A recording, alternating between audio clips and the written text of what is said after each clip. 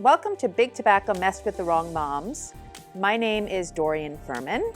And I'm Meredith Berkman, and we're the Wrong Moms. On this episode, we are truly honored to have with us Congressman Raja Krishnamoorthi, who has really been a leader in Congress on the youth vaping epidemic. We first met Congressman Krishnamoorthi in July of 2019 in his role as chairman of the House Oversight Committee on Economics and Consumer Policy. It was Congressmember Krishnamoorthi who called for a 2-day hearing and investigation into the role of Juul and the youth vaping epidemic. And we and our sons served as witnesses. And we're really honored to have him here today to talk with us about this continuing fight and about a product that some are now calling the new Juul, Puffbar. Congressman, thanks so much for being here. Thank you to PAVe and to you folks, Meredith and Dorian and others, for doing what you're doing. I do think Big Tobacco messed with the wrong moms, and so thanks for having me on this podcast. Let me just make something obvious that perhaps your listeners already know, which is that, I believe that during this pandemic, we should be extra vigilant about the usage of e-cigarettes and vaping devices, because I believe that they make people more vulnerable to coronavirus. It's an issue which obviously requires further study, but it stands to reason that given the impairment to the respiratory system caused by e-cigarettes, that you wouldn't want it to be impaired, especially now with another virus, a lethal virus that is looking for targets such as impaired lungs. And so my subcommittee is actually urging the FDA to at least temporarily clear the market of these devices while we're in the pandemic. And I'm continuing to, press them regardless of, any other considerations, because I think health is the number one consideration right now. You're absolutely right. And now that so many families are quarantined at home, we have been receiving emails from parents who say, a disposable e-cigarette fell out of my child's pocket, or I just realized my child's addicted to vaping and I don't know what to do to stop them. Or the worst is we hear from families who have vape shops in their neighborhood delivering these products to their children. This quarantine has really illuminated what a lot of people have suspected but never really knew, because, as Meredith always says, the Juul room used to be the school bathroom. Now it's your own home, and you can't avoid finding out, and so parents just don't know what to do. Yes, you're absolutely right. I think that this is a problem that has now literally come home to roost in a lot of people's households, and we have to do whatever we can at the federal level to help parents and to help families cope with this very dangerous device for youth. We are currently incredibly concerned about a new brand of disposable e-cigarettes called Puffbar. Now, Puffbar, just to give a little background, by their own admission on their website, launched only in 2019. So therefore, they are already illegal according to the FDA's own rules. Now, Puffbar is a disposable e-cigarette product. It comes in over 20 flavors. It is very inexpensive, $7, $8 on occasion, and it has incredible amounts of nicotine, as much as Juul, if not more. So we wanted to hear what you think about Puffbar, if you've heard of them, and how they can so brazenly go after our kids with social media and remain on the market. As you know, the FDA's partial flavor ban, which all of us are a little upset about, left a number of loopholes, including for these disposable flavored e-cigarettes, and as well as certain flavors like mint and menthol, as well as those tank e-cigarettes. Disposable flavored e-cigarettes are very dangerous, and Puffbar in particular has been very savvy in a dangerous way in terms of its marketing to youth.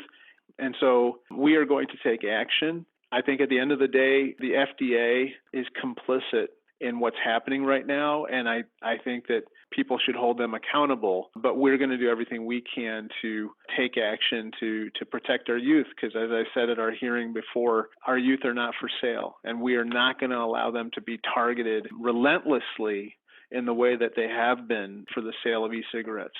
One of the things that's so scary to us about Puffbar in particular is that there is no clear ownership. And so I'm wondering, is it possible, for example, for you to subpoena the ownership of that company? I mean, we actually interviewed Dr. Jackler, who I know you had testify in July with us.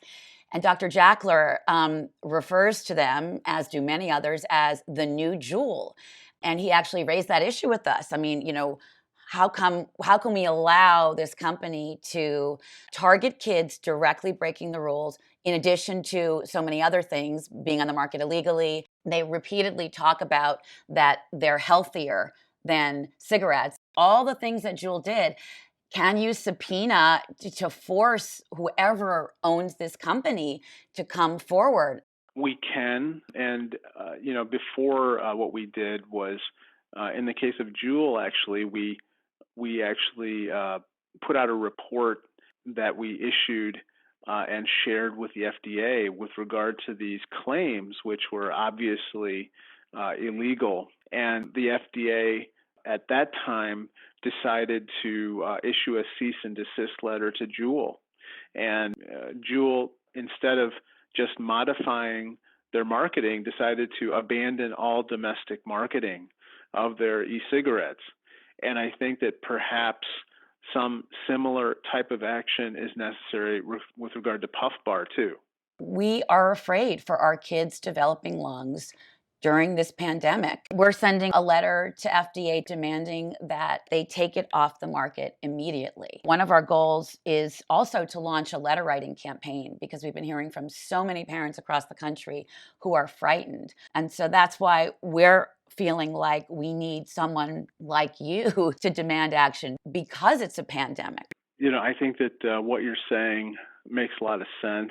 As you know, our staff has been pretty persistent on this issue, and I expect that will continue to be, especially, given what's happening with Puffbar. I have to say that this was all predictable coming out of the administration's partial flavor ban. I thought it was absolutely the wrong decision to make, instead of a full flavor ban, as well as a ban on these flavored disposable cigarettes and so forth.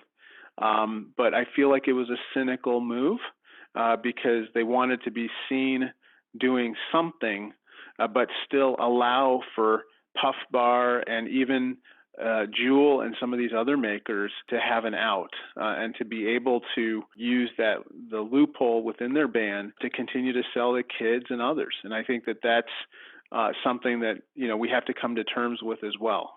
What can we do, we as parents, to support your efforts to get people to understand that this is an important issue, especially now? I think at least two ways. One, creating that grassroots movement that puts pressure on the companies. And we can talk about ways to do that, but they need to feel the pressure of parents saying, hands off of our kids. And I think it does require a grassroots movement, putting this pressure on them. And then secondly, it's basically going to each of my colleagues, whether they're in the U.S. Senate or the House, and basically saying, we can agree to disagree about the general safety of e-cigarettes, but we can all agree that our children are off limits. And if that is not something you agree with, whether you're a company or a distributor or retailer, we're going to go after you, because that is completely illegal. And that is something that I think we have to form a strong consensus on with the White House, Democrats, Republicans, and in both the Senate and the House. And a lot of my colleagues are on the same page, but now we just have to mobilize them and get them, engaged and active on this. It's an incredibly difficult time, and you all are fighting the good fight and, trying to open up our country and trying to protect us all, not only from coronavirus, but from everything else. The bottom line is that parents have to take control and they have to express their outrage directly to their elected officials and write letters and show people, that they have a voice. And, as we did with Juul, we will do again with Puffbar and any other brand that comes out and blatantly targets our kids. We can do this. We did it with regard to cigarette smoking. We can do it with regard to e-cigarettes. We just have to start taking action now and even with a greater voice. But I'm convinced that you folks are going to be helping to lead the way because you're just awesome advocates. We want to amplify all of the leadership and the hard work that you and your remarkable staff have done for Juul and are doing for Puffbar, because we know that we always have an ally to stand behind, and that would be you. Well, thank you so much. We know that Puffbar, like Juul, messed with the wrong moms, but we have the feeling they've also messed with the wrong congressman. They did. This is a personal battle for me. Congressman, thanks so much for being here. Do you have a teen or young adult at home that vapes? This is Quitting is a free and anonymous text message program designed to help young people quit vaping. Teens and young adults can text DITCH VAPE to 88709 to sign up today. That's provided by Truth, the National Youth Tobacco Prevention Campaign, from our partner and sponsor, the Truth Initiative. It's the first of its kind program that helps young people feel motivated, inspired, and supported while quitting. More than 150,000 young people have enrolled since the program launched in January 2019. The messages include evidence-based tips and strategies to quit, combined with real feedback from young people. Again, teens and young adults can enroll by texting DITCH VAPE to 88709. Truth Initiative also offers free text messages for parents who are helping their children quit vaping. I myself enrolled in this program as well and would get different ideas and tips to help support my son. You can join the program by texting QUIT to 202-899-7550 or by visiting becomeanx.org to sign up. To learn more about Truth Initiative and its programs, visit truthinitiative.org.